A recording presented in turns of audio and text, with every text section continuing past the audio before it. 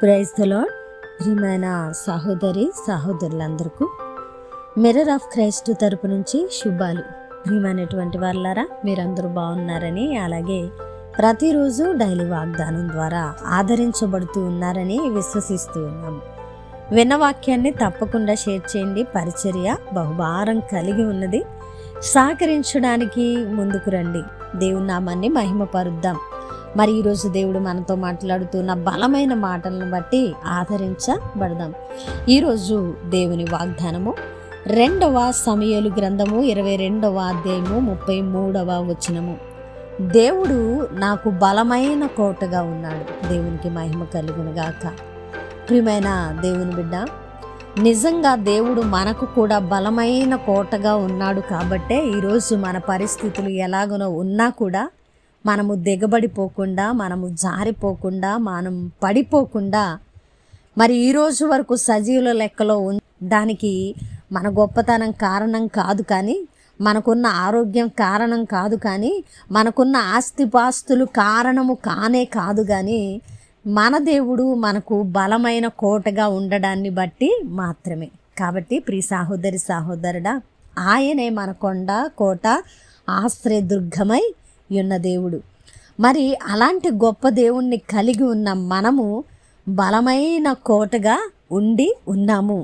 పరిస్థితుల్లో పడిపోకుండా మనము ఎన్ని అవాంతరాలు ఎదురైనా నిలబడ్డానికి కారణము మన కొండ కోట బలమైన దుర్గము మన దేవుడు. కాబట్టి ఆయన సజీవుడై ఉన్నాడు. కాబట్టి ఆయన నమ్మదగిన మంచి సహాయకుడు కాబట్టి మాత్రమే ఈరోజు దేవుడు మనకు బలమైన కోటగా ఉన్నందుకు ఆయనను స్తుతిస్తూ మహిమపరుస్తూ ఇక ముందు కాలంలో కూడా మనకు బలమైన కోటగా ఉండి మన జీవితాల పయనములో, మన యొక్క జీవిత యాత్ర అంతటిలో ఆయన సహాయాన్ని కోరుకుంటూ మనం మునుముందుకు వెళదాం. ఆత్మీయ జీవితంలో ఫలిద్దాం. అనేకులకు మాదిరిగా ఉందాం. క్రీస్తు సువాసనను వెదజల్లి అనేకులను క్రీస్తు యొద్దకు ఆకర్షించే వారముగా ఉందాం. ఎందుకంటే ఎంతోమంది ఇంకా రక్షించబడకుండానే ఈ లోకాన్ని విడిచి వెళ్ళిపోతూ ఉన్నారు.